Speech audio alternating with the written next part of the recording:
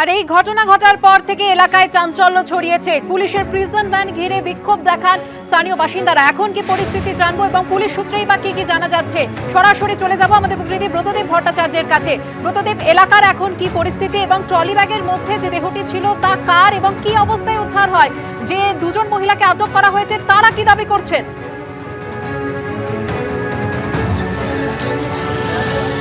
দেখো সুকন্যা, তোমায় জানিয়ে রাখি যে তথ্য আমাদের কাছে ইতিমধ্যেই এসে পৌঁছলো। পুলিশের তরফ থেকে যে তথ্য এসে পৌঁছেছে, ওই দুই মহিলার পরিচয় জানা গিয়েছে এবং ট্রলি ব্যাগে যার দেহ ছিল তারও পরিচয় জানা গিয়েছে। পুলিশের তরফ থেকে জানা যাচ্ছে যেই দুই মহিলা আজকে এই ট্রলি ব্যাগ নিয়ে কুমোরটুলি ঘাটে এসেছিলেন, তাদের একজনের নাম ফাল্গুনী ঘোষ এবং আরেকজনের নাম আরতি ঘোষ, এবং ট্রলি ব্যাগে যার দেহ ছিল তার নাম হচ্ছে সুমিতা ঘোষ। কিন্তু এই তিনজনের কি সম্পর্ক সে বিষয়ে এখনও স্পষ্ট উত্তর পুলিশের তরফ থেকে পাওয়া যায়নি। এখনও জিজ্ঞাসাবাদ চলছে এবং ওই দুই মহিলাকে জিজ্ঞাসাবাদ করা হচ্ছে, তারা কারা, তারা কোথা থেকে এসেছিলেন, তাদের বাড়ি কোথায়, এবং এই যে সুমিতা ঘোষ যার মৃতদেহ এই ট্রলি ব্যাগে করে নিয়ে আসা হয়েছিল তিনি তাদের সাথে কিভাবে সম্পর্কিত, তাদের কি কোনো আত্মীয় নাকি পরিচিত, এই সমস্ত বিষয়গুলি জানার চেষ্টা করা হচ্ছে। তবে অত্যন্ত চাঞ্চল্যকর বিষয় তোমায় জানাই, সকাল 7টা নাগাদ ট্রলি ব্যাগে করে রক্তাক্ত মৃতদেহ নিয়ে এসে কুমোরটুলি ঘাটের পাশে ফেলার চেষ্টা করেছিল এই দুই মহিলা, এবং ওই দুজনের নাম ফাল্গুনী ঘোষ এবং আরতি ঘোষ, এবং দুজনেই মুখে মাস্ক পরিহিত অবস্থায় ছিলেন, মাস্ক পরে এসেছিলেন যাতে নিজেদের পরিচয় গোপন করা যায়, এবং ট্রলি ব্যাগে করে আসতো একটি মৃতদেহ, রক্তাক্ত মৃতদেহ তারা নিয়েছিলেন। ট্রলি ব্যাগটি একেবারে তালাও বন্ধ অবস্থায় তারা এখানে নিয়ে আসেন, এবং ঠিক যেখানে আমি দাঁড়িয়ে আছি তার থেকে কিছুটা দূরে একটি ট্যাক্সিতে করে তারা এসে নেমেছিলেন। সেই ট্যাক্সি থেকে যখন ওই ট্রলি ব্যাগ তারা নামাচ্ছিলেন তখনই কিন্তু স্থানীয়দের সন্দেহ হয়, কারণ ট্রলি ব্যাগটি অত্যন্ত ভারী ছিল।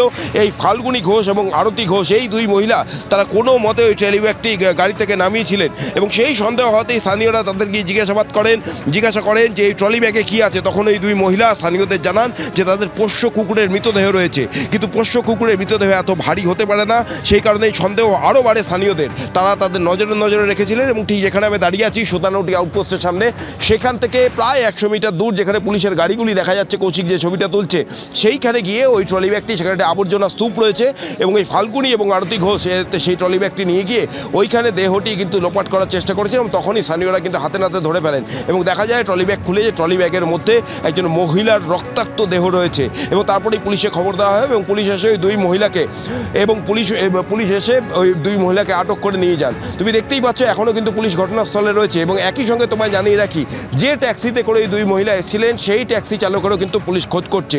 ওই ট্যাক্সি ওই দুই মহিলা কোথা থেকে নিয়ে এসেছিলেন, এই দুই মহিলার সঙ্গে ওই ট্যাক্সি চালকের কোনো যোগ আছে কিনা সেই বিষয়গুলো কিন্তু খতিয়ে দেখা হচ্ছে। যেটা স্থানীয়রা বলছেন, ওই দুই মহিলার থেকে একটি ট্রেনের টিকিট পাওয়া গিয়েছে যাতে কাজীপাড়া স্টেশনের নাম রয়েছে, শিয়ালদা হাসনাবাদ সেকশনের বারাসাতের কাছে কাজীপাড়া স্টেশন, এবং তাদের সন্দেহ সেইখান থেকে এই দুই মহিলা এসেছিলেন। ফাল্গুনী ঘোষ এবং আরতি ঘোষ এই দুই মহিলা আজকে সকালবেলায় ট্রলি ব্যাগে করে একটি রক্তাক্ত মহিলার মৃতদেহ নিয়ে আসে, এবং সেই মৃতদেহ তার নাম হচ্ছে সুমিতা ঘোষ। এই সুমিতা ঘোষ ফাল্গুনী এবং আরতির সাথে কিভাবে সম্পর্কিত, তারা কারা হন এই সুমিতা ঘোষের, এবং কেনই বা তাকে খুন করা হয়েছিল, এবং খুন করার পর কীভাবে এখানে দেহ নিয়ে আসা হলো, এবং দেহ নিয়ে আসার পর একেবারে আউটপোস্টের কাছে কেন এত বেপরোয়া, সেই সমস্ত প্রশ্নের উত্তর কিন্তু এখন খুঁজছে পুলিশ। ওই মৃতদেহটি ময়নাতদন্তের জন্য পাঠানো হয়েছে, এবং ময়নাতদন্তের পরে কিন্তু আটক করা হয়েছে যেই দুই মহিলাকে, তাদের পরিচয় জানা গিয়েছে, কিন্তু কেন মৃত্যু হলো এবং এর নেপথ্যে কি কারণ তা এখনো স্পষ্ট নয়। ধন্যবাদ তোমাকে। প্রথমে প্রিন্সের ঘাটে গেছিল, ওখানে ফেলতে পারেনি, তারপর আবার চলে গেছে মধ্যমগ্রাম থেকে সোজা মধ্যমগ্রামে গেছিল, ওখানেও ফেলতে পারেনি, আস্তে আস্তে আবার পার্সার থেকে আবার এখানে চলে এসছে। লাস্টে যখন গাড়ি ভাড়া করে যখন এখানে নিয়ে এসছে তখন তাকে দুজনে মিলে টানতে পারছে না, সন্দেহ যখন হয় তখন আমরা ওদেরকে আটক করি, পাড়া মেয়েরা আটক করেছে।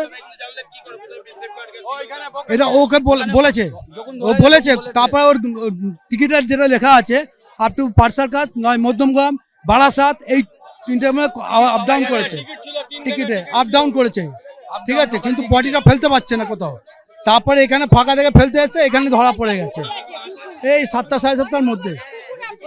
কুকুর আছে, তারপরে আমরা বলছি খুলুক, বলছে খুলবো না, বলছে পিস শাশুড়ি আছে, পিস শাশুড়ি পুড়ে গেছে, ননদ কত রকম বলছে। মোট কথা ওনাকে বার করে দিন, পরিষ্কার কথা। আমরা আগে পিটিয়ে ওকে ঢুকালে ভালো হতো, আগে মেরে তারপর যদি ঢুকাতাম খুব ভালো হতো।